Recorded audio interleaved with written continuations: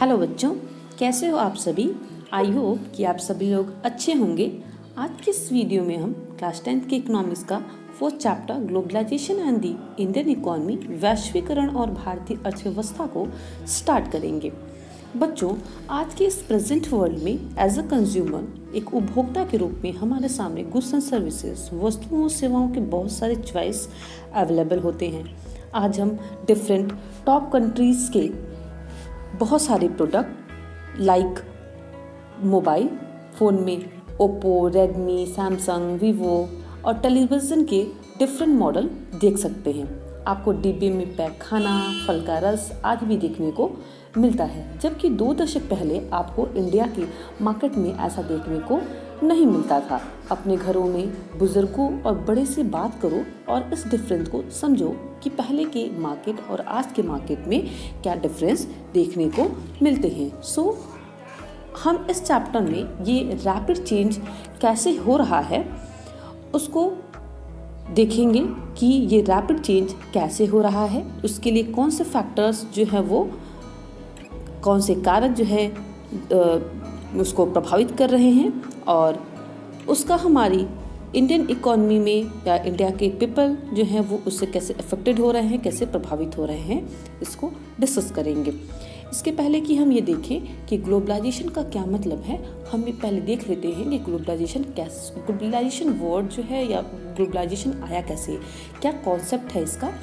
यह मैं आपको एक समरी दे रही हूँ, बट क्लास 11th में आपको इसके बारे में डिटेल में देखने को मिलेगा। नहीं तो मैं इस चैप्टर का PDF प्रोवाइड कर दूँगी डिस्क्रिप्शन बॉक्स में, आप वहाँ से पढ़ सकते हो। तो चलिए स्टार्ट करते हैं।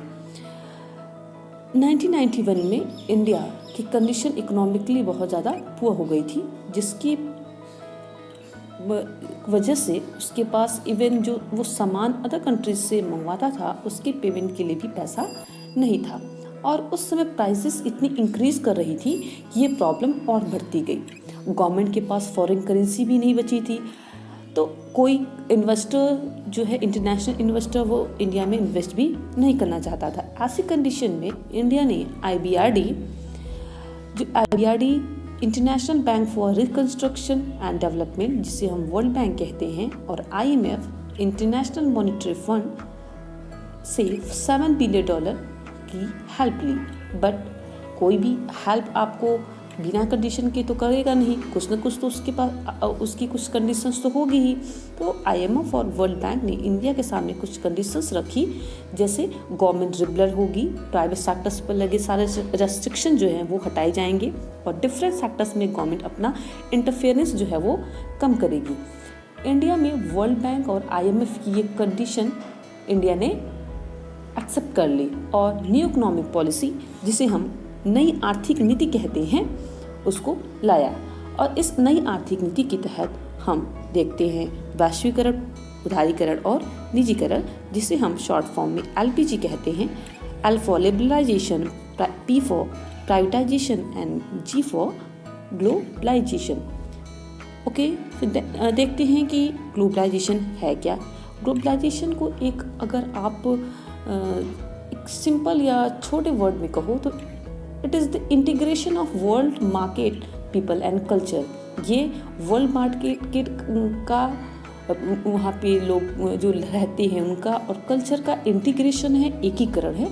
जैसा कि इस परिभाषा में आप देख पा रहे हैं कि विभिन्न लोगों, वैश्वीकरण क्या है, विभिन्न लोगों के, विभिन्न देशों के लोगों, वहाँ की कंपनियों और सरकारों के बीच अंतर्क्रिया और एकीकरण की ऐसी प्रक्रिया है जो अंतर्राष्ट्रीय व्यापार और निवेश द्वारा संचालित की जा रही है, और इंफॉर्मेशन टेक्नोलॉजी ने इसमें काफ़ी सहायता प्रदान की है। वैश्वीकरण के कारण पर्यावरण, संस्कृति, मैंने आपको बताया कि पर्यावरण और संस्कृति मतलब जो हमारे कल्चर है और हमारा इन्वायरमेंट है, राजनीतिक व्यवस्था, पॉलिटिकल जो कंडीशन है, आर्थिक विकास, इकोनॉमिक डेवलपमेंट और दुनिया भर के समाजों में रह रहे मानवों के भौतिक जीवन पर खासा प्रभाव पड़ रहा है। पूरे वर्ल्ड में आप जितने भी लोग हैं वो एक दूसरे से जुड़े हुए हैं। उनका आपसी कनेक्शन है, बल्कि कल्चर का, वहाँ के इन्वायरमेंट का, वहाँ के गुड्स का, सर्विसेज का भी आदान प्रदान हो रहा है। तो इस तरह से हमने क्या बताया कि ग्लोबलाइजेशन है इंटीग्रेशन ऑफ वर्ल्ड मार्केट, वहाँ के पीपल और कल्चर का इंटीग्रेशन है वो। तो इस तरह से ग्लोबलाइजेशन क्या, एक सिंपल भाषा में क्या कहलाएगा कि वर्ल्ड मार्केट, वहाँ के पीपल, वहाँ के लोग और वहाँ के कल्चर का ये इंटीग्रेशन है ग्लोबलाइजेशन। आई होप कि आपको यहाँ तक चीज़ें क्लियर हो गई होंगी। नेक्स्ट क्लास में हम और फर्दर चीज़ों को डिटेल में डिस्कस करेंगे और चैप्टर को समझने की कोशिश करेंगे। Thank you.